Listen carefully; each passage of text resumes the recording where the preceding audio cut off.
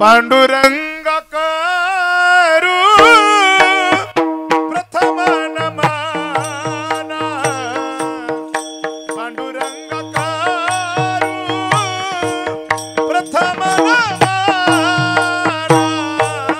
पांडुरंग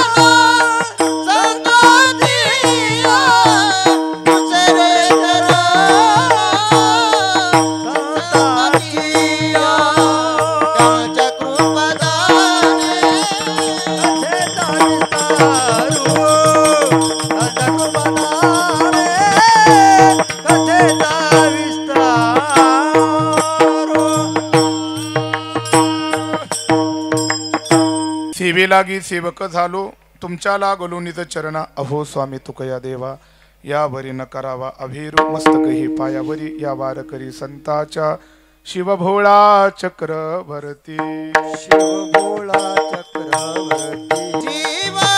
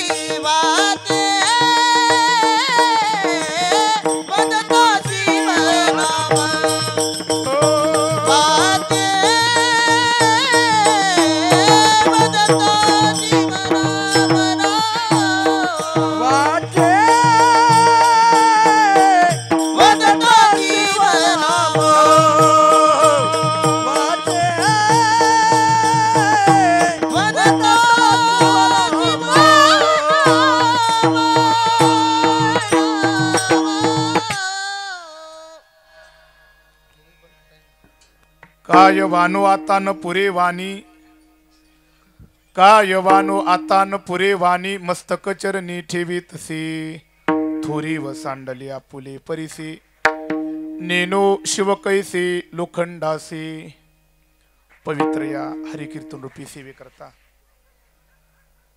गायलेला अभंग संत श्रेष्ठ वैष्णव ज्येष्ठ वैराग्याचे मूर्तिमंत पुतळे भगवत भक्त भगवान श्री पांडुरंग परमात्म्याचे लाडके भक्त आहा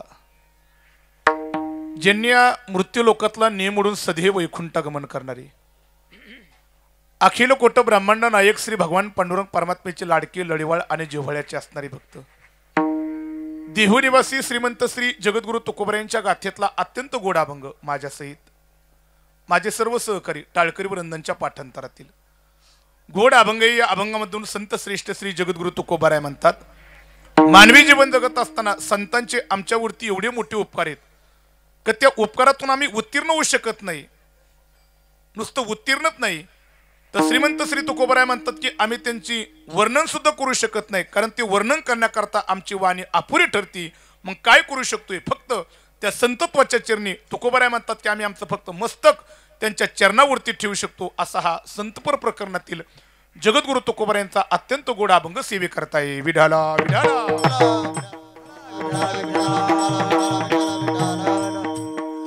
पूर्ण वेळेचं बंधन पाळून सेवेकरता गायलेल्या अभंगाला स्पर्श करून मर्यादित वेळेमध्ये चिंतन करण्याचा या ठिकाणी पूर्ण प्रयत्न करणार तत्पूर्वी अल्पसा हा परिहार देणं अगत्य प्रतिवर्षप्रमाणे पवित्राने पावन असणारी आपली भूमी येथे साक्षात श्री रामलिंग भगवंताचं या ठिकाणी वास्तव्य आहे आणि या भगवंताच्या मंदिराच्या प्रांगणामध्ये आपली ही पवित्राने पावन असणारी भूमी शिंदी खुर्द या ठिकाणी भगवंताच्या दरबारामध्ये एक परिसरातील बऱ्याचशा नामसप्तांना लाजवीन तोंडामध्ये बोट घालायला लावीन असं आयोजक संयोजक कार्यकर्ते अन्नदाते देणगेदार भजनी मंडळ या सर्वांच्या वतीने भव्य दिव्य स्वरूपाच्या नामसंकीर्तन महोत्सवाचं नियोजन केलं जातं हेही वर्ष तेवढंच आनंददायक उत्साहवर्धक आनंददायक वातावरणामध्ये नामसंकीर्तन महोत्सवाचा प्रारंभ आणि सुंदर चालू असलेल्या नामसंकीर्तन महोत्सवातील एक सेवा सर्व आयोजक संयोजक कार्यकर्ते अन्नदाते देणगेदार या सर्वांच्या आज्ञेने ही हरिकीर्तन रूपी सेवा माझ्याकडं पण विशेष करून ज्यांच्या आज्ञेने या हरिकीर्तन रूपी सेवेची संधी मला प्राप्त झालेली परिसराचं वैभव असणारे महाराष्ट्रातील एक गोड अशा प्रकारचं व्यक्तिमत्व असणारे आमचे परमार्थ स्नेही आदरणीय श्री हरिभक्त परायण कुलकर्णी काका आदरणीय काकांच्या आज्ञेने त्यांचे असणारे सर्व सहकाऱ्यांच्या आज्ञेने ही हरिकीर्तन रूपी सेवा माझ्याकडे देण्यात आलेली गोड अशा प्रकारचा हा कीर्तन महोत्सवाकरता मावली एवढे थंडीचे दिवस आहेत पण तरीही श्रोतेवर्गांची अत्यंत उत्साहवर्धक उपस्थिती आहे म्हणून सर्वप्रथम सर्वांच्या पुढे या ठिकाणी मी वंदन करतो की प्रतिकूल परिस्थितीमध्ये तुम्ही हरिकीर्तनाकरता उपस्थित आहेत ही हरिकीर्तन रूपी सेवा करत असताना साथ करण्याकरता परिसरातील सर्व टाळकरी वृंद या सर्वांच्या पुढे या ठिकाणी मी वंदन करतो पण विशेष करून गायनाकरता ज्यांची गोड अशा प्रकारची साथे संपूर्ण परिसराचं वैभव असणारी महाराष्ट्राची गान कोकिळा भगवान परमात्म्याने ज्यांना अत्यंत गोड अशा प्रकारचा आवाज दिलेला आहे अनुकूल परिस्थितीमध्ये कुणीही कीर्तन करायला कीर्तनामध्ये साथ करीन पण प्रतिकूल परिस्थितीमध्ये सुद्धा त्या कीर्तन करायला कीर्तनामध्ये साथ देण्यामध्ये कधीही एखादं पाऊल ज्यांचं कधी मागच पडलं नाही असं परिसराचं वैभव असणारे माझे परमार्थ स्नेही परममित्र आदरणीय श्री लक्ष्मण तात्या आदरणीय तात्यांच्या पुढे या ठिकाणी मी वंदन करतो या ठिकाणी संपूर्ण मराठवाड्याचं वैभव असणारी महाराष्ट्राची गान कोकिळा अत्यंत गोड व्यक्तिमत्व असताना माझे हृदयस्थ आदरणीय श्री गायनाचार्य भजन सम्राट आदरणीय श्री विठ्ठल महाराज आदरणीय महाराजांच्या पुढे सुद्धा या ठिकाणी मी वंदन करतो त्याच पद्धतीने परिसराचं वैभव असणारे माझे परमार्थ स्नेही परममित्र महाराष्ट्रातील युवा कीर्तनकार असणारे आदरणीय आमचे पोपट महाराज आदरणीय महाराजांची उपस्थिती महाराजांच्या पुढे हे वंदन करतो इकडे माझे परमार्थ स्नेही परममित्र महाराष्ट्रातील युवा कीर्तनकार असणारे माझे जीवलग मित्र हृदयस्थ आदरणीय श्री बाप्पू महाराज त्यांची उपस्थिती महाराजांच्या पुढे सुद्धा या ठिकाणी मी वंदन करतो खाली माझे परमार्थ स्नेही परममित्र आदरणीय गौरव महाराज आदरणीय महाराजांच्या पुढे वंदन करतो हरिभक्त परायण आदरणीय श्री मुरलीभाऊंच्या पुढे वंदन करतो आणि आता तुम्हाला सगळ्यांची नावं घेत नाही पण तुमच्या पुढे सर्वांच्या पुढे मी वंदन करतो आमचे दोन्ही चोपदार इकडे दत्ता महाराज आणि इकडे वा त्यांच्या पुढे वंदन इकडे महाराष्ट्रातील एक उदयमुख खऱ्या अर्थाने मृदुंग क्षेत्रामध्ये ज्यांचं नाव घेतलं जाते आणि परिसराचं वैभव असणारे माझे परमार्थ स्नेही मित्र मृदुंग सम्राट हरिभक्त परायण आदरणीय श्री श्रेयस महाराज त्यांच्या पुढे हे वंदन इकडे पीटीजी ज्यांची अत्यंत गोड अशा प्रकारची साथे तात्यांच्या पुढे हे वंदन गोड माझे मित्र दादांची माई सिस्टीमची साथी त्यांच्या पुढे हे वंदन करतो आणि संपूर्ण या कार्यक्रमाचं महाराष्ट्रभर या ठिकाणी प्रसारित करण्याचं जे काम करतात परिसराचं वैभव असणारे आमचे मित्र आदरणीय श्री राहुलजी महाराज गोरे वा त्यांच्या यूट्यूब चॅनलच्या माध्यमातून आपल्या या संपूर्ण नामसप्ताचं या ठिकाणी प्रसारण होणार आहे मला वाटते की त्यांच्या चॅनलला जर का कोणी सबस्क्राईब केलं नसेल तर सर्वांनी नंतर सबस्क्राईब करा कारण हा कार्यक्रम आपल्याला नंतर सुद्धा यूट्यूबवरती पाहता येणार आहेत म्हणून माझ्या मित्र दादांच्या पुढे सुद्धा या ठिकाणी मी वंदन करतो आणि जास्त वेळ मी काका सेवा करणार नाही, कारण माझ्या कानावरती आले की 11च्या पुढे भारुडी. बरोबर आहे ना? बरोबर आहे ना? का चुकीचं आहे काय? तात्या बरोबर आहे ना? वा, गाड्याकडनं जर टाकली तर 10:15 वाजल्या त्याची मला जाणीव आहे. आणि कीर्तन बरोबर 11ला सोडायचे गणेश भाऊ याचीही मला जाणीव आहे.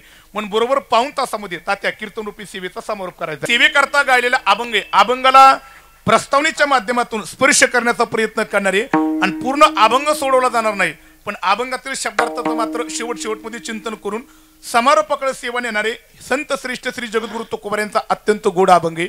ऐका, माझ्या अल्पशा बुद्धिमत्तेप्रमाणे श्रीमंत श्री जगद्गुरु तुकोबार यांच्या अभंगाच्या प्रस्तावनेचा विचार असा आसन मी असा शेवटपर्यंत आग्रह धरणार नाही, पण अशा प्रकारची असावी. कशी असावी? थोडंसं लक्षपूर्वक ऐका, म्हणजे थोडंसं जाणकारांनी लहान मुलांकडे नका लक्ष देऊ. थोडंसं कीर्तन लक्षपूर्वक ऐकलं ते कीर्तनातला एखादा तरी शब्द घरी घेऊन जाता येईल. थोडंसं लक्षपूर्वक ऐका. शेवटी लहान मुलं ती चुळबुळ करणार, त्यांना करून द्या आधीमध्ये चुळबुळ. पण तुम्ही फक्त कीर्तन लक्षपूर्वक ऐका. फक्त ऐका, जास्त वेळ नाही, थोडंसं ऐका. संपूर्ण मृत्यू लोकांचं आपण बारकाईने चिंतन केलं. माझ्या विश्वमाऊली ज्ञानोबरायांच्या प्रमाणाचा आधार घेतला तर कैवल्य साम्राज्य चक्रवर्ती विश्वमाऊली ज्ञानोबराय म्हणतात, या मृत्यू लोकांमध्ये आपल्याला प्रामुख्याने 84 लक्ष योनी पाहायला मिळतात. पण आमच्या अध्यात्मकारांनी त्याचं थोडंसं विभाजन करत असताना 3 प्रकारामध्ये त्याचं विभाजन केलं. ऐका, गोड चिंतन मी करणारे.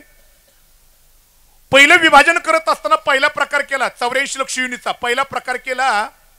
पहिल्या प्रकाराचं चिंतन करत असताना असं म्हटले, एक कर्मप्रधान वर्ग आहे. दुसऱ्या वर्गाचा विचार डोळ्यासमोर येतोय, त्याला भोगप्रधान वर्ग म्हणावा. आणि शेवटचा वर्ग आहे की त्याला म्हणावा विचारप्रधान वर्ग. मी 3 वर्गाचं चिंतन केलं. पहिला वर्ग कर्मप्रधान आहे. कर्मप्रधान वर्ग नेमकं म्हणावं तरी कोणाला? दुसरा वर्ग आहे भोगप्रधान. भोगप्रधान वर्ग नेमकं म्हणावं तरी कोणाला? आणि शेवटचा वर्ग आहे ज्याला विचारप्रधान म्हटलं जातं. तो विचारप्रधान वर्ग नेमकं म्हणावा तरी कोणाला? त्याचं असं गोड चिंतन करताना म्हटले की कर्मप्रधानम साधु जीवनम तू, भोगप्रधानम पशुजीवनम तू, विचारप्रधानम नृजीवनम तू. शास्त्रकारांनी चिंतन करताना म्हटले कर्मप्रधान वर्ग आमच्या साधू संतांचा आहे, भोगप्रधान वर्ग पशुपक्ष्यांचा आहे, आणि विचारप्रधान वर्ग जर का कोणाचा आहे तो तुमचा माझा वर्ग आहे. पण पहिल्या वर्गाचा विचार मांडताना अध्यात्मकारांनी म्हटलं की पहिला वर्ग तो कर्मप्रधान, तो साधू संतांचा आहे. म्हणून ऐका, साधू संतांनी आपल्या जीवनामध्ये आपल्या वाटेला आलेली कर्म, त्या कर्माचा त्याग कधीच केलेला नाही. ऐका, काही कर्म साधूंना करण्याची गरज नव्हती, पण साधू संतांचा वर्ग हा कर्मप्रधान आहे. पण काही कर्म करण्याची इच्छा नसताना सुद्धा साधू संतांनी आपल्या वाट्याला आलेला कर्माचा त्याग कधीच केला नाही. कारण त्याचं कारण आहे, कारण साधूला माहिती येथे आल्यानंतर आपण जशा प्रकारच्या कर्माचं आचरण करू ते कर्म पाहून सामान्य लोक तशा प्रकारचा वागण्याचा प्रयत्न करतात. कारण मृत्यू लोकातला नियम आहे, येथे मोठाली लोक जशा प्रकारच्या कर्माचं आचरण करतात ते कर्माचं आचरण लहान असणारी लोक त्याचं आचरण करत असतात. म्हणून ज्ञानोबरायांची भगवंताची गीतेमध्ये अत्यंत गोड भाषा आहे. भगवान परमात्मा स्वतः म्हणतात की यद्यदाचरते श्रेष्ठ तत्तदेवे तरो जनः. काय ज्ञानोबरांनी टीका करत असताना त्याच्यावरती म्हटलं एथ वडील जे जे तया नाम. इथे नियम आहे मृत्यू लोकातला. म्हणून थोडस जाणकार माणसांनी वागत असताना, कोणतंही कर्माचरण करत असताना अत्यंत जाणीवपूर्वक करावं लागतं. कारण येथे नियम आहे, मोठाली लोक जशा प्रकारचं कर्माचं आचरण करतात ना तशा प्रकारचं कर्माचं आचरण लहान लोक करत असतात. म्हणून ऐका, मोठाली लोक कर्म करत असताना वागत असताना चुकली तर त्याचा परिणाम पुढच्या पिढीला भोगावा लागत असतो. पण मोठ्या लोकांनी कोणतंही कर्म करत असताना वागत असताना अत्यंत जाणीवपूर्वक लक्षपूर्वक वागावं लागतं. का? कारण तुमची एक चूक, ती केलेली चूक पुढच्या पिढीला भोगावी लागती, कारण ती पिढी तुमच्या कर्माचं आचरण करत असते. म्हणून ऐका, प्रत्येकाने वागत असताना अत्यंत लक्षपूर्वक वागायचं. पण कुणी एक असं म्हटलेली, साधू संतांनी वागत असताना अत्यंत दक्षतापूर्वक वागावा. 2 नंबर, शाळेमध्ये गुरुजींनी वागत असताना अत्यंत दक्षतापूर्वक वागावा. आणि 3 नंबर, घरामध्ये आई वडिलांनी वागत असताना अत्यंत दक्षतापूर्वक वागावा का कारण ही तिघजण जर का वागत असताना चुकली तर त्याचा परिणाम पुढच्या पिढीवरती होत असतो. मी पहिल्यांदा चिंतन करून जाणार आहे घरामध्ये आई वडिलांनी वागत असताना अत्यंत लक्षपूर्वक वागावं लागतं. म्हणून कधी कधी आई वडिलांनी जर का घरामध्ये बोलत असताना एकमेकाशी चर्चा करत असताना आपली मुलं कुठे त्याचा विचार करायचा का कारण तुम्ही घरामध्ये जसं वागताय ना तशा प्रकारचं लहान मुलं बघतात आणि आयुष्यभर वागण्याचा प्रयत्न करतात. आई वडील घरामध्ये चुकले की पाठीमागली पुढची तुमची पिढी चुकल्याशिवाय राहणार. आणि कधी कधी काय होते घरामध्ये जर का मुलगा चुकला तर चुकलेल्या मुलाला प्रोत्साहन देण्याचं काम आई वडील करतात.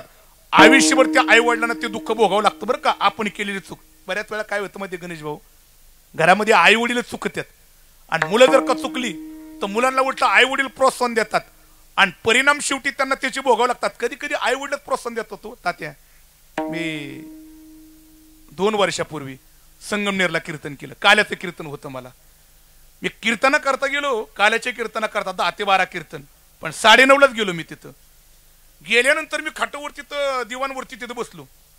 कार्यकर्त्यांनी सुंदर व्यवस्था करून दिली होती. बसल्यानंतर घरातलं एक पोरगं आलं चलत. मला वाटलं वारकऱ्याचं मुलगा पोरगे काय ना माझ्याकडे चलत आलं पण मला वाटलं पाया पडते काय ना पण ती विठ्ठल महाराज माझ्या पाया नाही पडलं. ती माझ्या पुढे उभं राहिलं आणि त्या पोराने दोन्ही बाया मागं सारल्या आणि माझ्याकडे बघितलं मला कसं म्हणतोय घोडा. मी म्हटलं घोडा कुणाला म्हणते काय ना मला कळना. मला वाटलं टीव्ही चालू आहे म्हणून टीव्हीत घोडा बिडा काय ना म्हटलं पण मी परत पाठीमाग वळून पाहिलं तर टीव्ही बंद आहे. मी परत त्याच्याकडे पाहिलं आश्चर्याने. ती परत हसून बाया मागून कसा म्हणतोय घोडा. हे घोडा का म्हणते ती लक्षात येईना. तेवढ्यात तेजे तिकून चलत आली. मी त्यांना म्हणलं का होत आहे पोरग मगा धरून माझ्या पुढे उभं राहिले आणि घोडा घोडा म्हणते. त्या बाईने त्या पोराचा हात धरला आणि पोराला म्हणते मूर्खा तुला घोड्यातला आणि गाढवातला फरक कळतो का. ऐका ऐका ऐका ऐका आई वडिलांनी जर का घरामध्ये मुलांना चुकत असताना प्रोत्साहन जर का दिलं तर भविष्यामध्ये तुमची मुलं बिघडल्याशिवाय राहणार नाही. म्हणून आई वडिलांनी घरामध्ये वागत असताना कर्म करत असताना अत्यंत दक्षतापूर्वक करावा कारण तुमची एक केलेली चूक आयुष्यभर तुम्हाला भोगावं लागणारी. म्हणजे 1 नंबर आई वडिलांनी वागत असताना व्यवस्थित वागावा. 2 नंबर शाळेमध्ये गुरुजींनी सुद्धा वागत असताना व्यवस्थित वागावा कारण गुरुजी जर का वागण्याकरता चुकले तर पाठीमागली मुलं शिकणारी सुद्धा चुकल्याशिवाय राहणार नाही. आणि 3 नंबर साधूनी वागत असताना अत्यंत दक्षतापूर्वक कर्म करावं लागतं कारण साधू जर का चुकला साधूचं एक जरी कर्म चुकलं तर खऱ्या अर्थाने पुढच्या पिढीला त्या साधूने चुकलेलं कर्म त्या पुढच्या पिढीला भोगावं लागतं. म्हणून साधू संतांना काही कर्म करण्याची गरज नाही पण साधू संतांना मात्र कर्म करावं लागतं. का करावं लागतं कारण येथे अशा प्रकारचं म्हटलेलं आहे की साधूने आपल्या जीवनामध्ये कर्माचा त्याग कधी करून जमत नाही बरं का. म्हणजे असं म्हटलं जातं ज्ञानोबरायांच्या जीवनाचा प्रसंग आहे बरं का. ज्यावेळेस ज्ञानोबरायांना आणि 4 भावंडांना आळंदीमध्ये संन्यासाची मुलं म्हणून हिणवतात. थोडस लक्षपूर्वक ऐका. एक साधू संतांना काही कर्म करण्याची गरज नाही पण संतांना सुद्धा काही कर्माचं आचरण करावं लागतं. मी ज्ञानोबरायांच्या जीवनाबद्दल बोलून जातोय. ज्ञानोबरायांना आणि 4 भावंडांना संन्यासाची मुलं म्हणून हिणवतात. ज्यावेळेस ज्ञानोबरायांनी आणि 4 भावंडांनी आळंदीतील ब्राह्मण वृंदाला विचारलं आम्हाला संन्यासाची मुलं म्हणून हिणवताय याच्यातून बाहेर पडायला करण्याकरता काय करावं लागेल तर ब्राह्मण वृंदाने सांगितलं पैठणला जाऊन शुद्धीपत्र आणावं लागेल. काही ज्ञानोबरायांना राग आला. ज्ञानोबरायांनी सांगितलं नाशिवंत दे आणि नाशिवंत द्यायला शुद्धीपत्राची गरज नाही. निवृत्तीनाथांनी ज्ञानदाचा हात धरला. ज्ञानदा ब्राह्मण वृंदांच्या पुढे असं बोलणं योग्य नाही. ज्ञानोबराय निवृत्तीनाथांना म्हणतात की निवृत्तीनाथां दादा की नाशिवंत दे आणि ब्राह्मण वृंदांनी पैठणला जाऊन आपल्याला शुद्धीपत्र आणण्याकरता सांगावा. शुद्धीपत्र आपल्याला आणण्याची गरज नाही. निवृत्तीनाथ म्हणतात की ज्ञानदादा हे मला माहिती पण तरी सुद्धा शुद्धीपत्र आणावं लागन. का आणावं लागन तेव्हा निवृत्तीनाथ ज्ञानोबरायांना सांगतात की अरे ज्ञानदा अरे शुद्धीपत्राची आपल्याला गरज नाही पण समाजाकरता का होईना पण शुद्धीपत्र आणावं लागन. का कारण आपण जशा प्रकारचं वागतोय ना तशा प्रकारचा समाज वागण्याचा प्रयत्न करतोय म्हणून शुद्धीपत्र आपल्या करता नाही पण समाजाकरता का होईना पण आणावं लागन. पण साधू संतांना काही कर्म करण्याची गरज नाही पण समाजाकडे पाहून साधू संतांना कर्म करावं लागले. म्हणून जगद्गुरु तुकोबराय म्हणतात की म्हणून अवश्य पाळावी म्हणून संती अवश्य पाळावे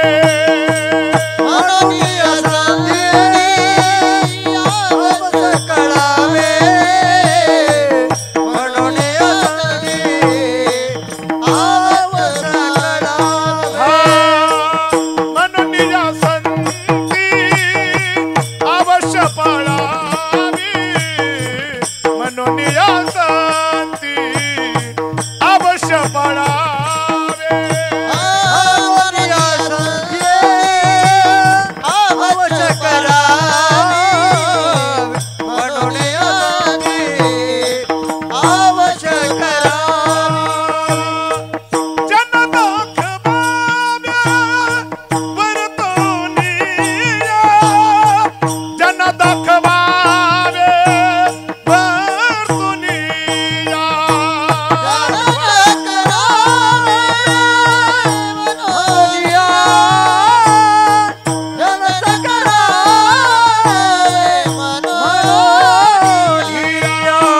याची भक्ती ज्ञान वैराग्याची नीती याची भक्ती ज्ञान वैराग्याची नीती याची भक्ती ज्ञान वैराग्याची नीती याची भक्ती ज्ञान वैराग्याची नीती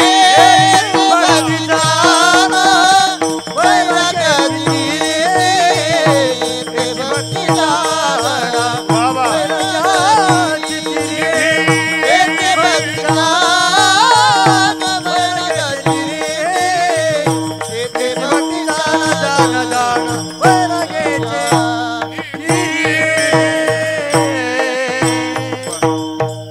तुकोबराय म्हणतात की साधू संतांना काही कर्म करण्याची गरज नाही पण तरीही कर्माचं आचरण करावं लागतं का कारण समाज तुमच्याकडे पाहून कर्म आचरण करतोय तुमच्या करता नाही पण समाजा करता तुम्हाला कर्म करावं लागेल पहिला वर्ग आहे तो साधू संतांचा कर्म प्रधान वर्ग आहे वेळेचं बंधन पाळून दुसऱ्या वर्गाकडे जाण्याचा प्रयत्न करतो ज्याला भोग प्रदान म्हणतो याला मी शून्य किंमत देणार आहे पशु पक्ष्यांचा वर्ग आहे येथे पशु पक्ष्यांच्या वर्गाचा विचार केला तर येथे फक्त भोग भोगले जातात भोगातात फक्त विचार केला जातो म्हणून या वर्गाचा जास्त विचार करायचा नाही तिसऱ्या वर्गाच्या विचाराकडे आपण जाऊ ज्याला म्हटलं जातं विचार प्रधान वर्ग तो तुमचा माझा वर्ग आहे म्हणून इथे आल्यानंतर तुम्हा आम्हाला खरं काय आहे खोटं काय आहे सत्य काय आहे असत्य काय आहे शुभ काय आहे अशुभ काय आहे पाप काय आहे पुण्य काय आहे धर्म काय आहे अधर्म काय या गोष्टीचा विचार तुमच्या माझ्या जीवनामध्ये केला जातो पण माणसाने विचार करावा माणसाने विचार करावा काय तुकोबरायांची गोड भाषा विचार करावा पण काय विचार करावा तुकोबराय म्हणतात की आपुला आपण करावा विचारा आपुला आपण करावा विचारा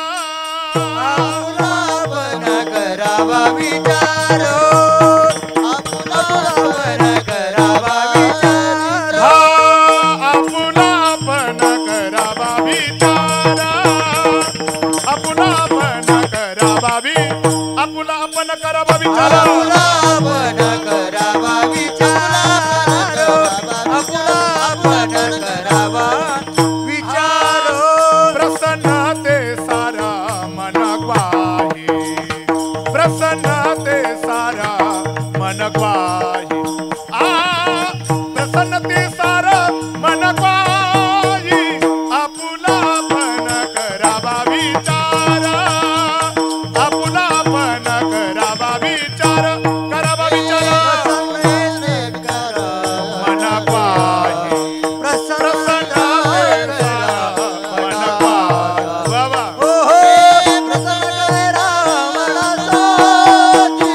आपुला पण करावा विचार आपण करावा विचार तुकोबराय म्हणतात की विचार प्रधान वर्ग तो तुमचा माझा वर्ग आहे येथे विचार करण्याची क्षमता देवाने तुम्हा आम्हाला दिलेली पण माणसाने विचार करावा पण जेथे विचार करण्याची क्षमता दिली माणसाने कोणत्याही गोष्टीचा विचार नाही करावा तुकोबराय म्हणतात की विचार करायचा आपुला आपण करावा विचार तुकोबराय म्हणतात की विचार करा पण माणसाने आपला विचार करायचा आपला म्हणजे स्वार्थाचा नाही आपला विचार करायचा आपला म्हणजे काय मी कोण आहे मी कुठून आलेलो आहे मला काय करायचंय मला कुठं जायचंय या गोष्टीचा विचार करावा पण आमच्या पंचदशीकरांनी पोपट महाराज एक असं म्हटलं की 3 गोष्टीचा विचार करण्याकरता सांगितलंय कोणत्या कोणत्या सदा विचारे तस्मात जगत जीव परमात्मनः पंचदशीकर म्हणतात की माणसाने विचार करावा आपल्याकडे विचार करण्याची क्षमता आहे ना कोणत्याही गोष्टीचा विचार नाही करायचा पंचदशीकर म्हणतात की विचार करा कशाचा जगताचा 2 जीवत्वाचा आणि 3 म्हणजे परमात्म्याचा. तुम्हा मला काय करण्याकर सांगितलंय, विचार करण्याकर सांगितलंय. पण थोडंसं कडवड बोलू का, आपण मात्र या गोष्टीचा विचार करत नाहीत. आता काय काय लोक काय विचार करता सांगता येत नाही बरं का. काका काय लोक काय गोष्टीचा विचार करता सांगता येत नाही बरं काही. आमच्या गावातला बरं का, मी लहानपणी एक प्रसंग पाहिला. आमच्या गावातल्या खालच्या साईडला एक गवळ्याचा वाडा होता. आणि गवळ्याचा वाडा असल्यामुळे काय होतं, गवळी दररोज सकाळ सकाळ आपल्या म्हशी सोडायचा आणि घेऊन जायचा. पण जवळ तिथे एक आमचं मारुतीचं मंदिर होतं, त्याचं पार होतं. ते त्या पारावरती आमच्या गावातले प्रतिष्ठित पाटील असा पिळदार मिशाचा त्या पायऱ्यावरती पाय सोडून बसायचा. आणि गवळ्याच्या वाड्यातून जर का त्या म्हशी बाहेर पडल्या की तो पिळदार मिशाचा पाटील होता ना, मिशा पिळीत पिळीत विचार करायचा, म्हशी सगळ्या चांगल्या आहेत. पण या सगळ्या म्हशी गेल्या की सगळ्या म्हशीच्या पाठीमागे एक म्हैस असायची, ती गोल शिंगावली होती. तात्या गोल शिंगावली म्हैस. आणि ती मिशा पिळता पिळता पाटीलने मी विचार करायचं, काय देवानी म्हैस निर्माण केली आणि या म्हशीला गोल शिंग दिल्यात. पण एवढ्या विचारावर थांबत नव्हता. तो म्हणायचा, ह्या म्हशीची गोल शिंग आहेत, मी जर का ह्या म्हशीच्या गोल शिंगामध्ये उडी मारली तर काय होईल. आणि दररोज विचार करायचा. म्हशी निघाल्या की ती गोल शिंगावली म्हैस आली की पाटील मिशा पिळता पिळता म्हणायचं, ही जी गोल शिंग आहेत पण गोल शिंगामध्ये मी उडी मारली तर काय होईल. बऱ्याच दिवस विचार केला. आणि एक दिवशी नेमका योगायोगाने त्याचा मेहुणा आलेला होता. आणि दोघं पारावरती बसली.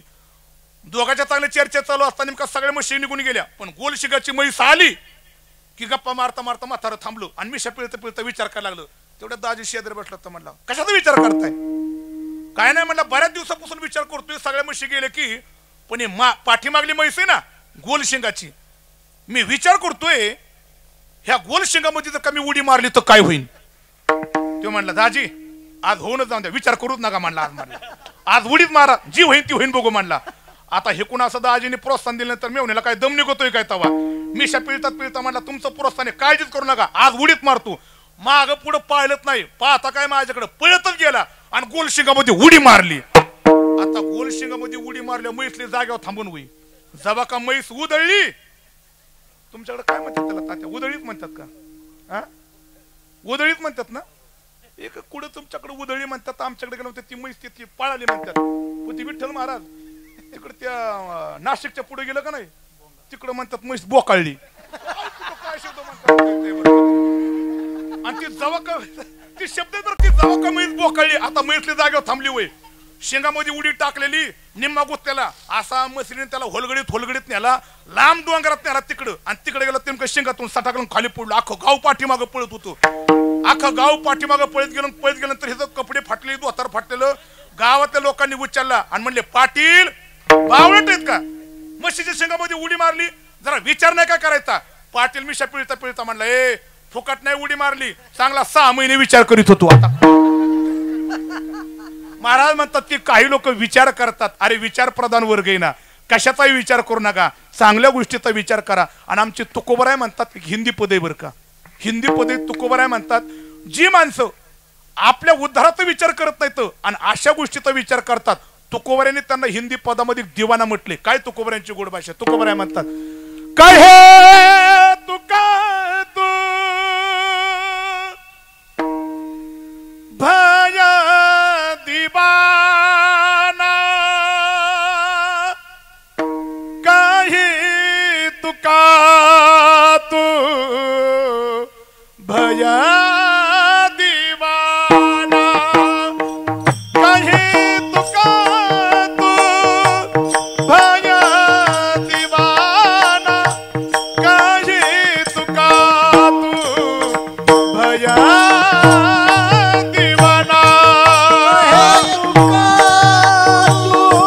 भजन दिवाना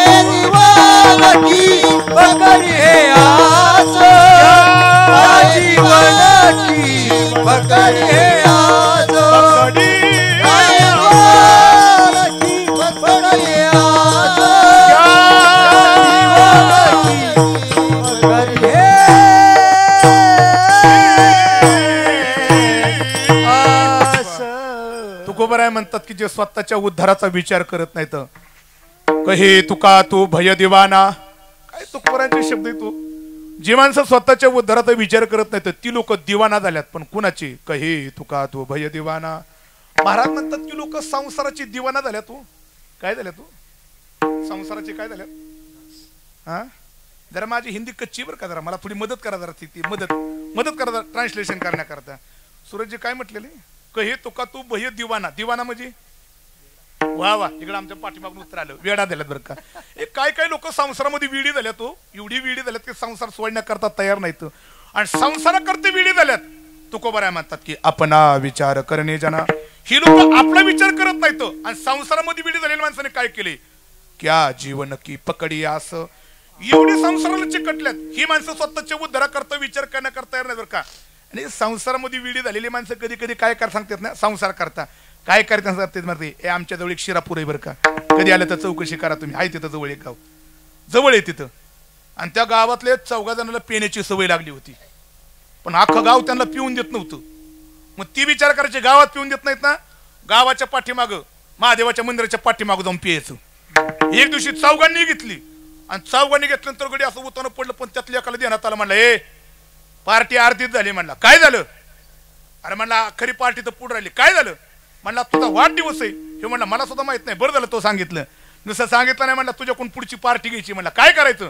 काय नाही म्हणले, बकऱ्याची व्यवस्था तो करायची. आता ती घेतलेली होती ना, पळतच घरी गेलं. ती कुणाचाच विचार केला नाही घरच्यांचा अजिबात. दार सुद्धा वाजवलं नाही. दारातलं एक बकूर धरलं आणि फराफरात उडी ताणलं त्यांनी जंगलात. पाठीमागायला कापलं, पार्टी केली, खाल्लं पिल्लं, रातभर तिथंच झोपली. सकाळी दिवस सगळं तर 14 जण उठली. 14 नशा उतरली ना आणि 14 एकामेकाला म्हणतात, ए काय तुझी पार्टी झाली, काय पार्टी झाली, असं वर्णन केलं. ह्याची छाती फुगली ना आणि ज्याने पार्टी दिली होती ती घरी गेलो. पण घरी गेलं पण जरा रागातच होतं. जराशी घरी गेला, दरवाजा वाजवलाच नाही, दरवाजावर लाद घातली आणि जसं आतमध्ये गेलो आणि आतमध्ये नजर टाकली, त्यांनी तोंडच जोडून घेतलं. का माहिती का? रात्रीची बकरू बडीत नेलं होतं ना, ती दारात जसं तसं बांधलेलं होतं. आणि मग बाह्या मागं चालल्या राग आणि बायकोच्या जवळ गेला. बायकोला म्हणलं, अगं ही बकरू हिथं कस काय? ती म्हणली, ओ बकरा तर जाऊ द्या. म्हणले नाही नाही. म्हणलं पण ही बकरू दारात कस काय बांधलेलं? ती म्हणली बकरा तर जाऊ द्या, रात्री अंधारामध्ये तुम्हाला ओरडू ओरडू सांगत होते कुत्र्याचं पिडू कुठं चालवलंय म्हणून. काय संसाराची दिवाना झालेली माणसं तो. आणि एकदा का संसारात दिवाना झाली माणसं, संसारा करता काय करते ती सांगता येत. अहो लय दिवाना झाल्या तो तात्या. एक गेल आताच मी हडपसरला काल्याचं कीर्तन करून आलो आणि हडपसरच्या त्या एका सिग्नलला मी उभं होतो आणि उभा असताना एक भिकारी आला माझ्यापाशी आणि त्याने काच वाजवली. मला त्याची दया आली, मी काच खाली घेतली. खाली घेतल्यानंतर तो मला म्हणला, महाराज चहाला 5 रुपये द्या ना. मला त्याची दया आली. मी पटकन खिशातलं 5 रुपये काढलं, सुट्ट होतं योगायोगाने माझ्याकडं. मी त्याच्या हातावरती टेकवलं. ती गेलं निघून गेलं तर सिग्नल तो पण सुटलाच नव्हता. ती परत पाठी माघारी आलो. मला म्हणला, महाराज अजून 5 रुपये द्या ना. मी म्हणलं का मगाशीच 5 रुपये घेऊन गेलता आणि आता ही 5 रुपये कशाला? ते म्हणला, महाराज मगाचं 5 रुपये मला. आणि मी म्हणलं हे कशाला? नाही म्हणला, महाराज मगाचं 5 रुपये मला आणि आताचं 5 रुपये माझ्या गर्लफ्रेंडला. मी म्हणलं भिकाऱ्याला सुद्धा गर्लफ्रेंड आहे का? हा म्हणला, महाराज तिच्यामुळे भिकारी झालोय. संसारामध्ये दिवाना झालेली माणसं आहे तो. ही संसारामध्ये दिवाना झालेली माणसं आहेत. आणि तुकोबराय म्हणतात की एकदा का दिवाना ही झाली, ही माणसं आपल्या उद्धाराचा विचार कधी करत, उद्धाराचा विचार अजिबात करत नाही. तर तुकोबराय म्हणतात की अरे संसाराचा दिवाना होऊ नका. अरे प्रत्येकाने विचार प्रधान वर्ग आहे ना, मग आपण विचार करा. आपण विचार करणे जना. पण तुकोबराय म्हणतात की हा विचार करत असताना कसा विचार करायचा? महाराज म्हणतात की क्षण जना करावा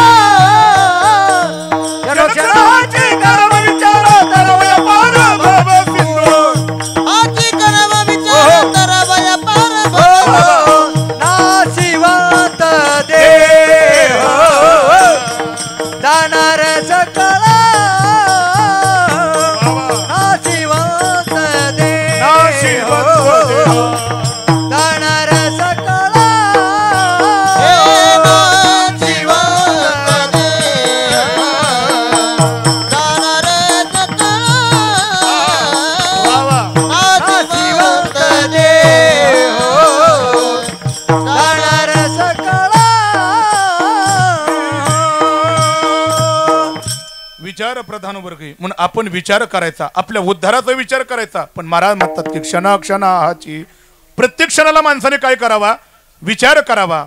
आणि हा आपल्या उद्धाराचा खऱ्या अर्थाने विचार जर का आपल्याला क्षणोक्षणाला करायचा असेल तर महाराज म्हणतात की हा विचार ज्यांच्यामुळे मिळतोय, महाराज म्हणतात की आयुष्यामध्ये अशा लोकांशी आपल्या जीवनातली एकदा तरी बैठक झाली पाहिजे.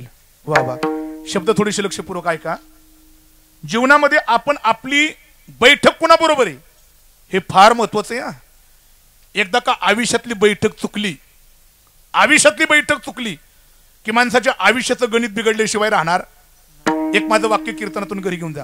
तुमचं जीवन कितीही वंचित असून द्या, पण तुमच्या आयुष्याची बैठक जर का, ज्याच्यावर आपण बैठक करतोय ती बैठक जर का चुकली तर वंचित जीवन अधोगतीला गेल्याशिवाय राहणार नाही. आणि एखाद्याचं जीवन किती कमी किमतीत आहे पण त्याने आपल्या जीवनातली बैठक जर का योग्य माणसाची ठेवली, एक दिवशी त्याच्या जीवनाची उंची खऱ्या अर्थाने त्याला प्राप्त झाल्याशिवाय राहणार नाही. मग त्याच्याकरता आपण बैठक कोणाशी करतोय फार महत्वाचे. मोठमोठ्या लोकांची बैठक चुकली, जीवन कुठेतरी अधोगतीला गेलं. एक महाभारतामध्ये चिंतन आहे.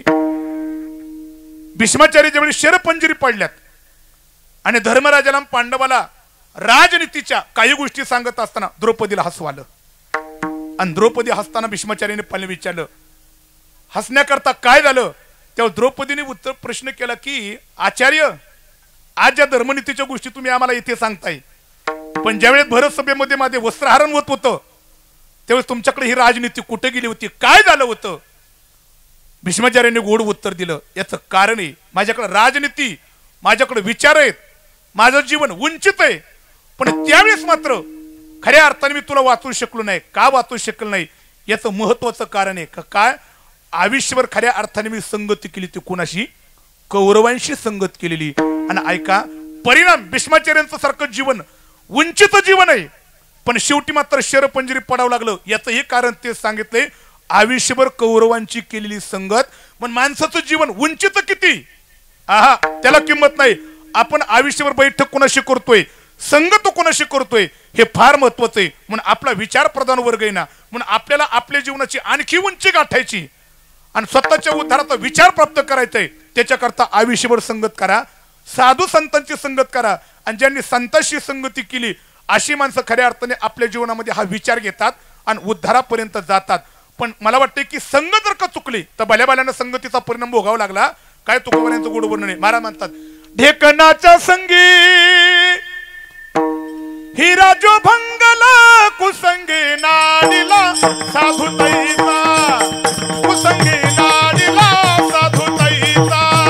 ढेकणाच्या संगे हिरा जो भंगला, कुसंगी नाडीला साधुताईचा, साधुताईचा, कुसंगी नाडीला साधुताईचा, ढेकणाच्या संगी हिरा जो भंगला, ढेकणाच्या संगे हिरा जो भंगला, ढेकणाच्या संगी हिरा जो भंगला, ढेकणाच्या संगे हिरा जो भंगला, ढेकणाच्या संगी हिरा जो भंगला, कुसंगी नाडीला साधुताईचा, कुसंगी नाडीला साधुताईचा. ढेकणाच्या संगे हिरा जो भंगला, कुसंगी नाडीला साधुताईचा, कुसंगी नाडीला साधुताईचा, साधुताईचा. साधूचं जीवन फार श्रेष्ठ आहे, पण साधून या ब्रह्मामध्ये राहायचं नाही. माझं जीवन त्या श्रेष्ठ पदापर्यंत राहणार आहे. साधू किती का मोठा असताना पण साधूला जर का क्षणाची दुर्जनाची संगत लाभली तर साधूला सुद्धा त्याचे परिणाम भोगावे लागतात बरं का. महाराज म्हणतात की हिरा श्रेष्ठ आहे, हिरा फार कठीण आहे. हिरा आयर्यावरती जरी ठेवला आणि हिऱ्याला वरून जर का आयर्यावरती ठेवून गणाने प्रार केला हिऱ्याचे तुकडे होत नाहीत. पण महाराज म्हणतात की त्या हिऱ्याला जर का ढेकणाचं रक्त लावलं आणि तो हिरा जर का कापडामध्ये गुंडाळून ठेवला तर एवढा टणक असणार हिरा, पण सकाळी उठून पाहिलं तर हिऱ्याचे बारीक तुकडे होतात. तसा साधू फार श्रेष्ठ आहे, पण साधूला जर का क्षणभर जरी दुर्जनाची संगत लाभली ना साधूचं साधुत्व जातं. एवढी दुर्जनाच्या संगतीचा काय प्रभाव आहे. म्हणून आपल्या जीवनामध्ये आपण बैठक कुणाशी करतोय, संगत कुणाशी करतोय फार महत्वाचं आहे. आपल्याला आपल्या उद्धाराचा विचार करायचा आहे ना, दुर्जनाच्या संगतीमध्ये जाऊ नका, साधू संतांच्या संगतीमध्ये जा. कारण संतांच्या संगतीमध्ये आपल्याला विचार मिळणार आहेत आणि जिथे विचार मिळणार आहेत तिथे आपलं जीवन घडणार आहे बरं का. म्हणून जीवन घडवायचंय का जीवन बिघडवायचंय हे आपल्या हातात आहे बरं का. चांगल्या माणसाची संगत लाभली तर जीवन घडतंय, पण दुर्जनाची संगत लाभली तर जीवन घडत नाही, तर जीवन बिघडतंय. मग घडवायचंय का बिघडायचंय हे आपल्या हातामध्ये. म्हणून विचार करायचा आहे ना, साधू संतांच्या संगतीमध्ये जा, कारण त्यांच्या संगतीमध्ये जा. कारण असं म्हटलेले की साधू संतांच्या संगतीमध्ये आपल्याला विचार मिळतो का, कारण त्या साधू संतांकडे काय आहे, निष्ठा आहे, त्यांच्याकडे सेवा आहे, त्यांच्याकडे भक्तिभाव आहे, आणि या तीन गोष्टी त्यांच्याकडे.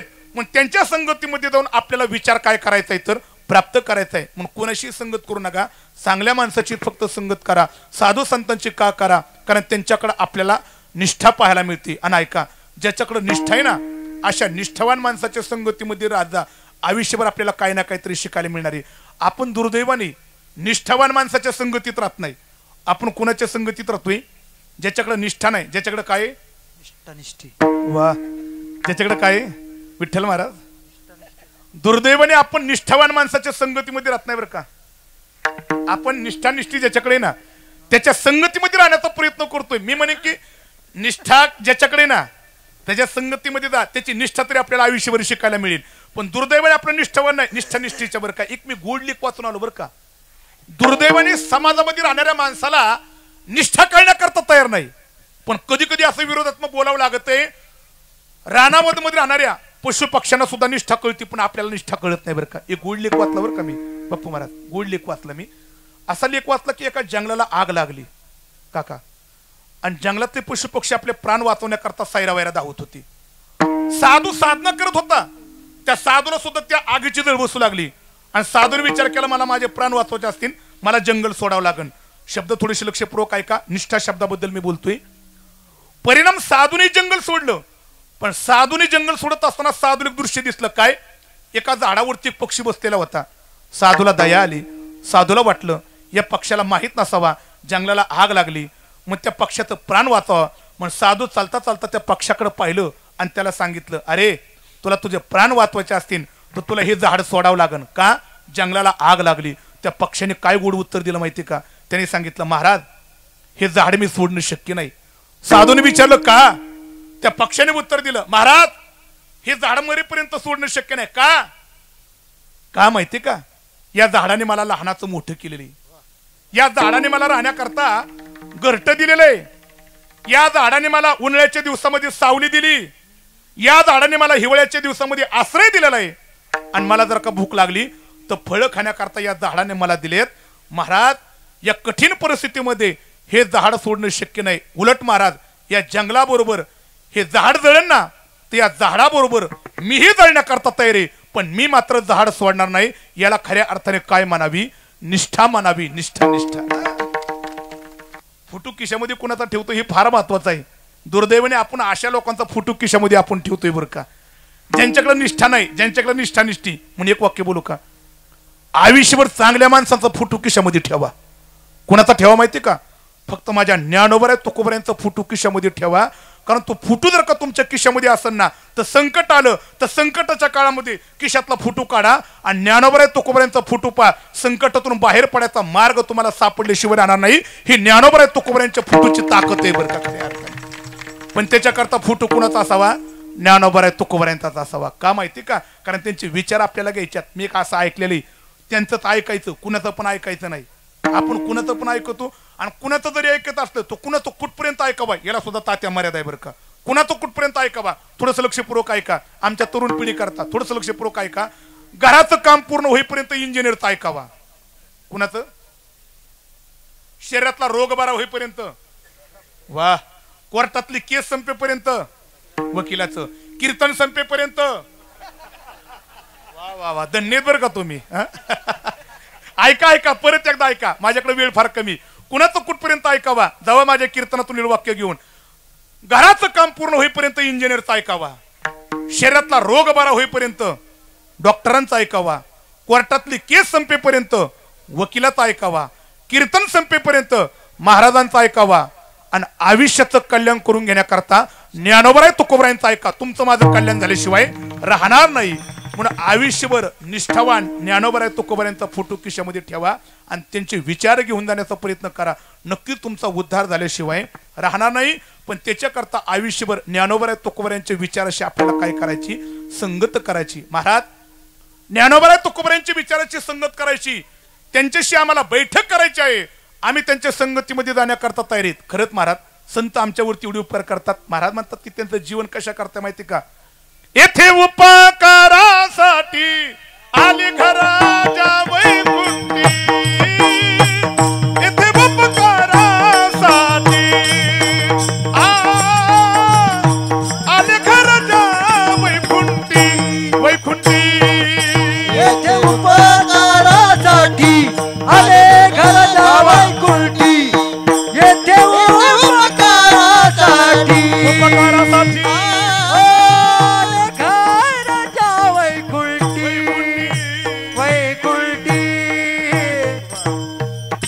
आपल्या वर्षी जर का निरपेक्ष जर का उपकार करणारे कोण असते तर साधू संत असतात. त्यांच्या विचाराशी बैठक आपल्याला करायची, त्यांच्या संगतीमध्ये आपल्याला बसायचे, आपल्याला तो उद्धाराचा विचार आपल्याला मिळणार आहे.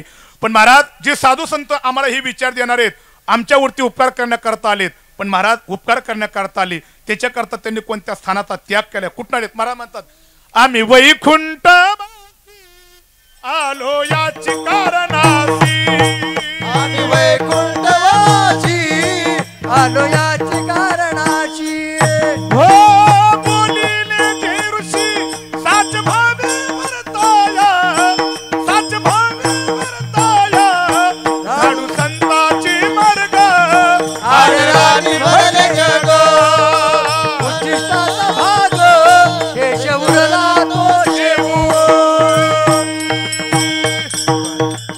महाराज म्हणतात की त्याच्याकरता त्या साधू संतांनी तुमच्या आमच्यावरती उपकार करण्याकरता आले, पण स्थान सोडलं कोणतं, आम्ही वैकुंठवासी आलो याचे कारणासी, बोलिले जे ऋषी साच भावे वर्ताया.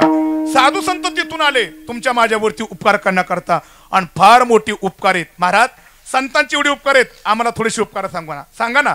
तुकोबा म्हणतात काय सांगू आता. महाराज म्हणतात की संतांनी तुमच्या माझ्यावरती जे उद्धाराकरता उपकार केलेले आहेत, ती उपकार मी सांगू शकत नाही. महाराज काहीतरी थोडंसं वर्णन करा ना. साधू संत आमच्यावरती उपकार करण्याकरता वैकुंठातून आले, आमच्यावरती उपकार करतात. महाराज काहीतरी सांगा ना. तुकोबा म्हणतात की साधू संतांनी जे उपकार केले त्या उपकारातून उत्तीर्ण होणं शक्य नाही, आणि त्यांचं वर्णन करण्याकरता माझी वाणी सुद्धा अपुरी ठरती. मग तुकोबा वर्णन करता येणार नाही का, नाही करता येत नाही ना. मग तुकोबा काय करता येईल, एक करू आपण त्याच्याकरता. मस्तकाच्या राणी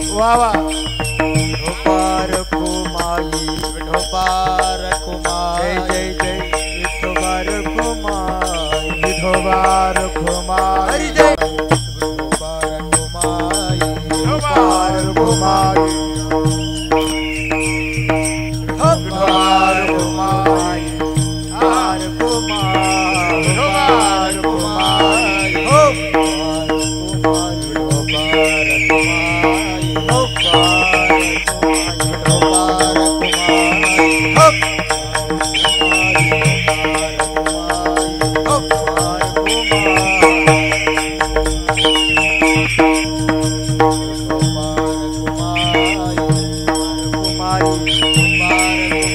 कुंडली गवरदा हरी विठ्ठल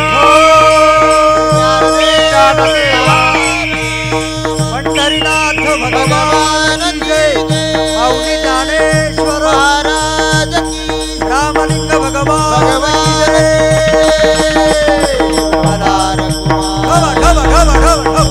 काय वानू आता न पुरे वाणी मस्तक चरणी ठेवी तसे. फक्त 3 मिनिटं शिल्लक का 3 मिनिटांमध्ये एक माझ्या समारोपाकडे सेवन येतोय. आज सगळं अभंग सोडवणार नाही, फक्त एवढ्या चरणावरती काय वानू आता न पुरे वाणी, फक्त एवढ्यावरतीच अभंगाची परिपूर्णता करण्याचा मी प्रयत्न करणार आहे. बाकीच्या चरणाचा शब्दार्थामध्ये चिंतन करू. तुकोबाराय म्हणतात की एवढे मोठे संतांचे उपकार आहेत, एवढे मोठे उपकार आहेत. महाराज म्हणतात की ते उपकारातून उत्तीर्ण होण्याचा आपण किती जरी प्रयत्न केला, साधू संतांच्या उपकारातून उत्तीर्ण होणं शक्य नाही. का?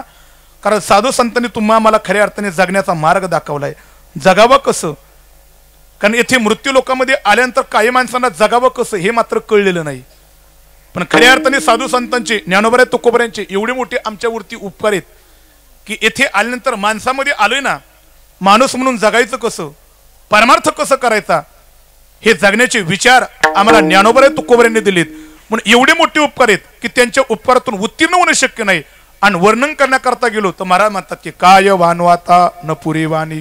मग महाराज त्यांचं वर्णन मात्र करू शकत नाही, पण एक मात्र करू शकतो. काय करू शकतो? मस्तक चरणी ठेवी तसे. महाराज त्यांचं वर्णन करू शकत नाहीत.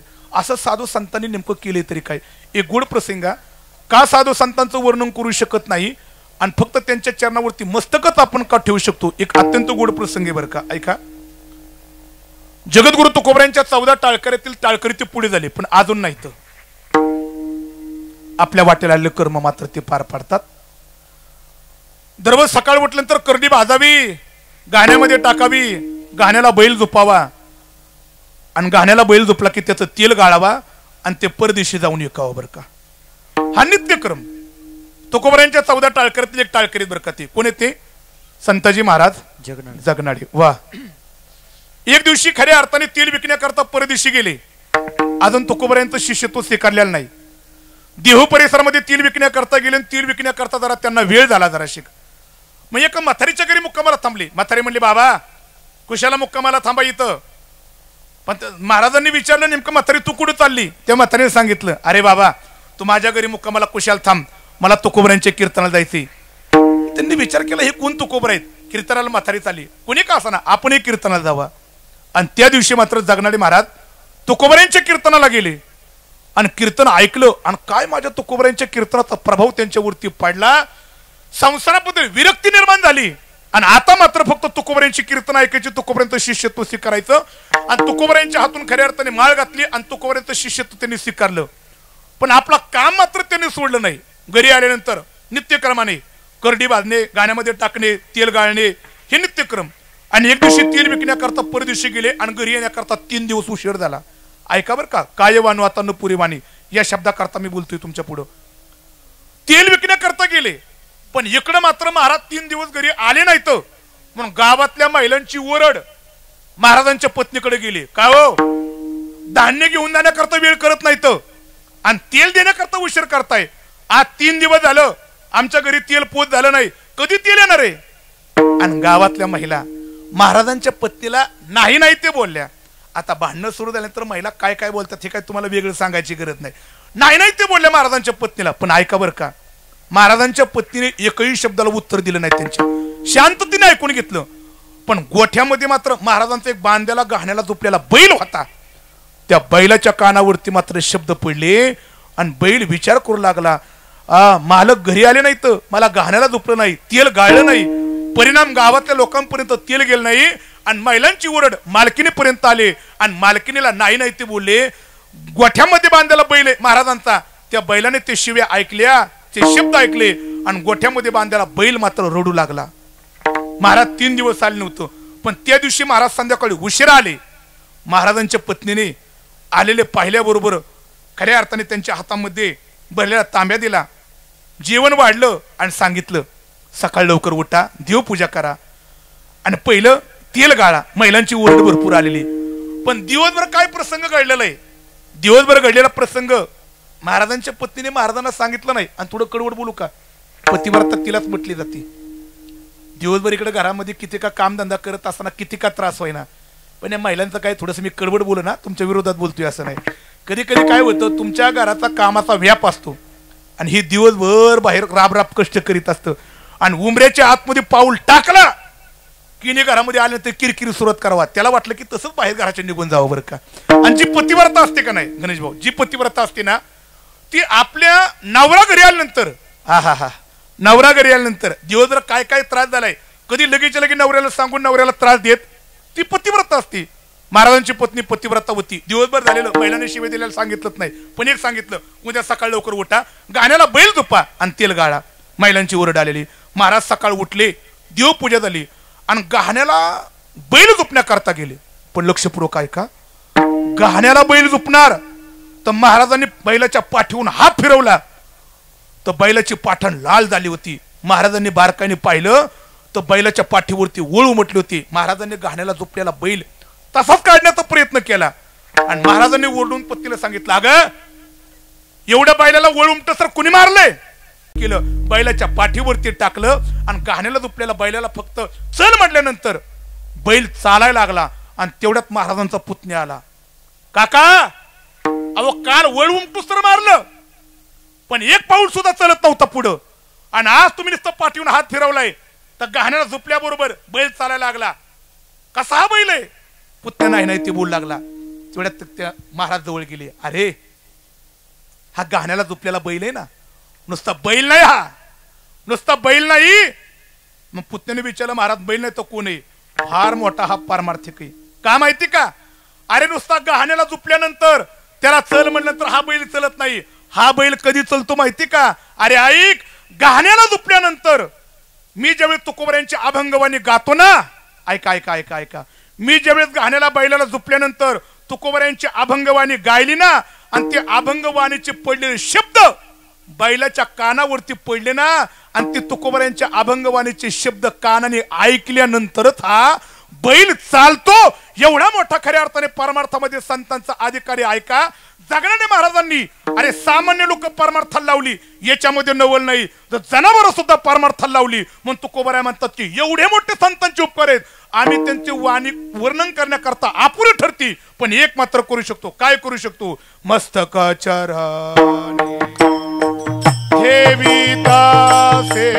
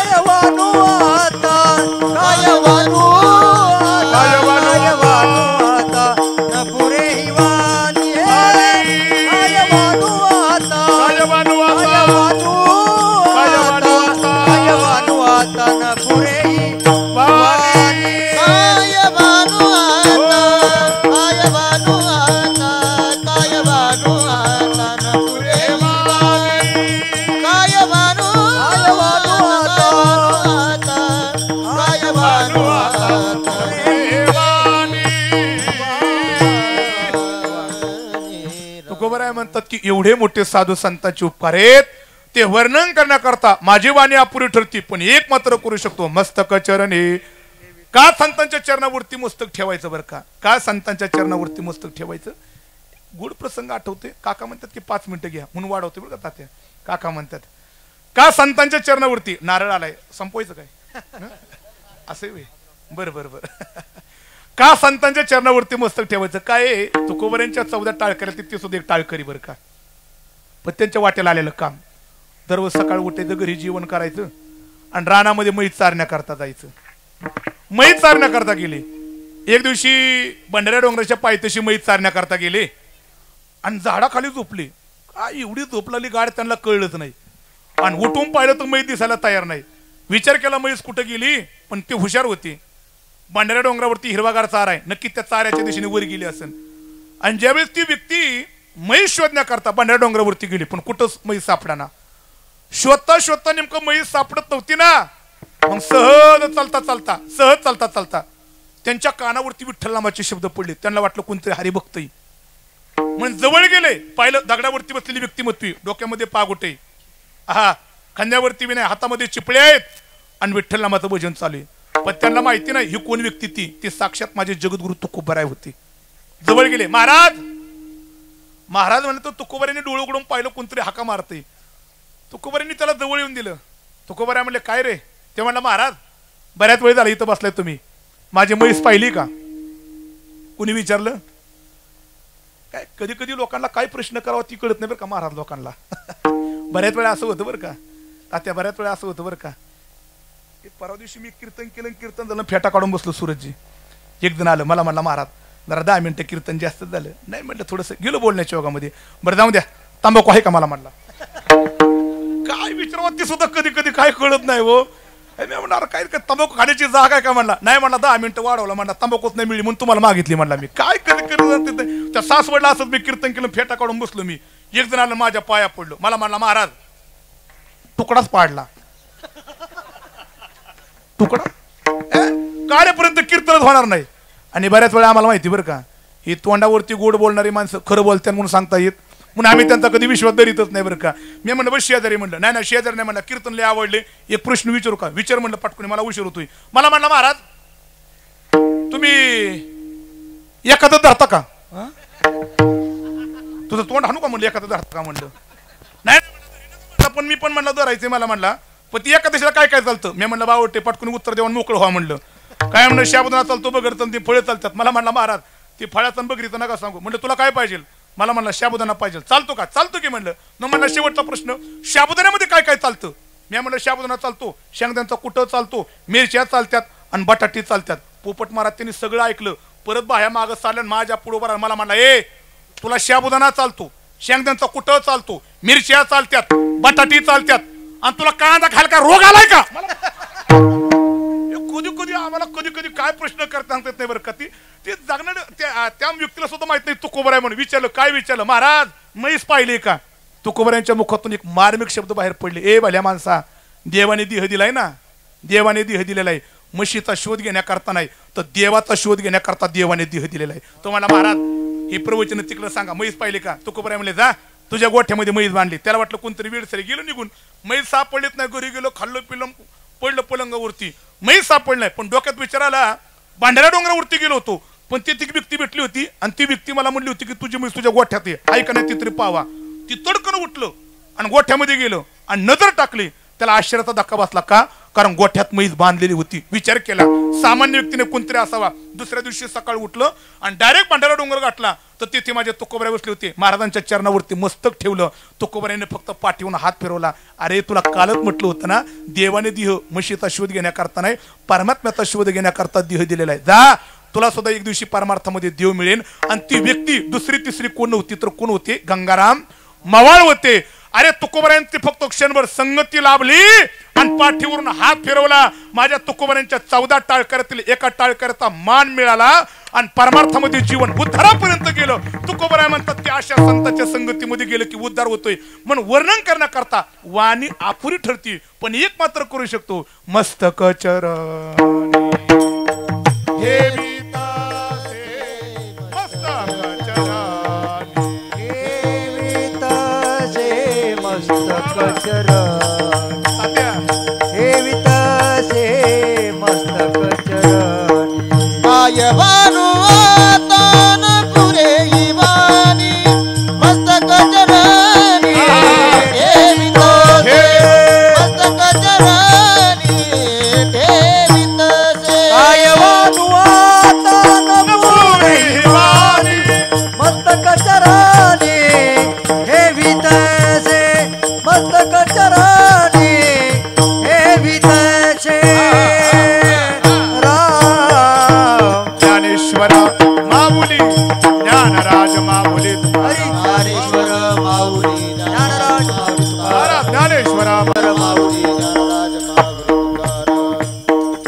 माता न पुरे वाणी मस्तक चरणी ठेवी तसे. तुकोबाराय म्हणतात की संतांचे फार मोठे उपकार आहेत, त्यांचं वर्णन करण्याकरता माझी वाणी अपुरी ठरते, पण एक करीन मस्तक चरणी ठेवी तसे. का त्यांच्या चरणावरती मस्तक ठेवी तसे. आता शब्दार्थामध्ये थोरी व सांडली आपुले परिसे. तुकोबाराय म्हणतात की परीस फार मोठा आहे, पण परीस असा कधी विचार करत नाही मी लोखंडाला स्पर्श का करावा, ती कनिष्ठ आहे ना. परीस मात्र स्वतःचा मोठेपणा बाजूला ठेवतो, लोखंडाला स्पर्श करून लोखंडाला लोखंड ठेवत नाही, सोनं करतो. तसं संत फार मोठे आहेत, पण संत मात्र असा कधी विचार करत नाही तर सामान्य जीव आहेत मी यांचा उद्धार का करावा. अरे सामान्य जीवाच्या खऱ्या अर्थाने संत जवळ जातात आणि त्याला परमात्मा स्वरूपाची प्राप्ती करून देतात, आपला मोठेपणा सोडतात. परिसासारखं थोरी व सांडले आपुले परिसे नेनो शिव कैसे लोखंडासी. म्हणून तुकोबाराय म्हणतात हे करू शकतो मस्तक चरणी ठेवी तसे. का मस्तक चरणी ठेवी तसे. जगाच्या कल्याणा संताच्या विभूती देह कष्टविती परोपकारी. आपल्या स्वतःचा देह जिजवतात आणि जगाचं कल्याण करण्याचा प्रयत्न करतात, म्हणून हे करू शकतो मस्तक चरणी ठेवी तसे. भूतांची दया भांडवल संता आपुले ममता नाही देही. संतांनी आयुष्यभर स्वतःचा कधीच विचार केला नाही बरं का. दोन मिनिटं दिदे 2 मिनिटं. संतांनी जीवन जगत असताना स्वतःचा कधीच विचार केला नाही बरं का. आपुली ममता नाही दी. संतांना स्वतःचंही ममत्व नाही. खऱ्या अर्थाने संतांना आपल्या कुटुंबाचंही ममत्व नसतं आणि संतांच्या जीवनाचा विचार करतात, जवळच्या माणसांचं ममत्व नसतं बरं का. संतांचं जीवन किती व्यापक असतं माहिती का. एक सुंदर कोटी मला आठवते बरं का. जे स्वतः करता मागितलं ते भिकई, कुटुंबाकरता मागितलं त्याला भिक्षा आहे, समाजाकरता मागितलं तर ते दान आहे, पण विश्वाकरता मागितलं ते माझ्या ज्ञानोबऱ्यांचं पसाय दान आहे. पसाय मग ज्ञानोबराय जीवन जगत असताना कधी स्वतः करता कुटुंबाकरता आळंदीकरांकरता समाजाकरता जीवन जगले, विश्वाकरता जीवन जगले. विश्वाकरता जीवन जगण्याचं कारण त्यांना स्वतःच्या देहाचं ममत्व नसतं. म्हणून महाराज म्हणतात की भूतांची दया भांडवल संता आपुली ममता नाही देई. आणि त्यांचं जीवन कशा प्रकारचे. तुका म्हणे सुख पराविया सुखी अमृत हे मुखी श्रवतासी काय बानू आता न पुरे हे वाणी मस्तक चरानी हेवी तसे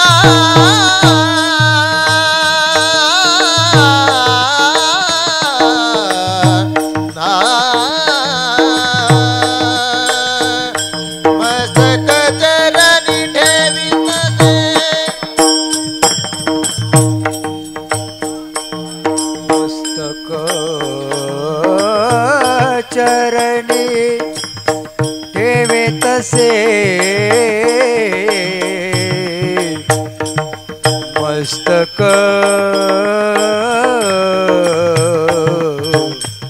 चरणी ठेवितसे मस्तक चरणी क्या बात है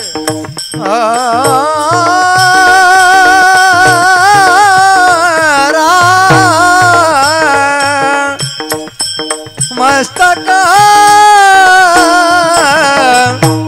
चरणी ठेवितास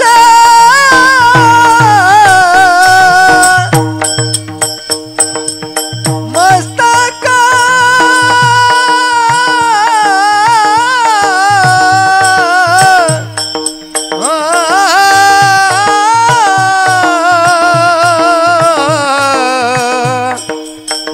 मस्तक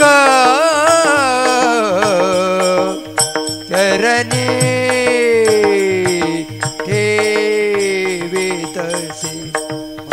मस्तक चरणी ठेवितसे काय वानू आता न पुरे वाले काय वानू आता न पुरे वाले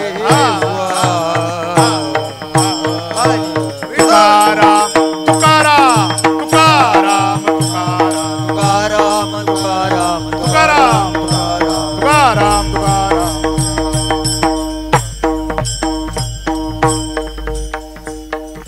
तुका म्हणे सुख पराविया सुखी अमृत हे मुखी सर्वतसी मुन्मस्तक चरणी ठेवितसी बुधांची दया भांडवल संता आपुले ममता नाही देई मुन्मस्तक चरणी ठेवितसी जगाच्या कल्याणा संताच्या विभूती देह कष्टविती परोपकारी मस्तक चरणी ठेवितसी थोरी व सांडली आपुल्या परिसे आपुले ममता नाही देही मस्तक चरणी ठेवितसी म्हणून काय वानवाता न पुरे वाणी मस्तक चरणी ठेवितसी वेळीचं बंधन पाळून हरिकीर्तन रूपी सेवेच्या परिपूर्णतेकडे वळतोय झालेली सेवा भगवचनी ज्ञानोबऱ्या तुकोबऱ्या संतराज महाराज जोग महाराज भगवान श्री रामलिंगांच्या चरणी समर्पित करतो हरिकीर्तन रूपी सेवेची परिपूर्णता पुन्हा एकदा उपस्थित सर्व श्रोता वर्ग सर्वांचे या ठिकाणी मी ऋण व्यक्त करतो इकडे माझे सर्वच मित्र वर्ग सर्वांच्या पुढे या ठिकाणी वंदन गोड मृदुंगाचे साथ पेटीचे साथ गोड माई सिस्टीमचे साथ या ठिकाणी आमचे यूट्यूब चॅनलचे सर्व असणारे गोरे महाराज त्यांच्या सुद्धा चरणी या ठिकाणी मी नतमस्तक होतो सर्वांचे या ठिकाणी मी ऋण व्यक्त करतो आणि थोडंसं 15 मिनिटं आदरणीय आमच्या काकांनी सांगितलं म्हणून घेतली मग दिलगिरी व्यक्त करतो आणि माझ्या हरिकीर्तन रूपी सेवेची या ठिकाणी मी परिपूर्णता करतो विठ्ठला जय जय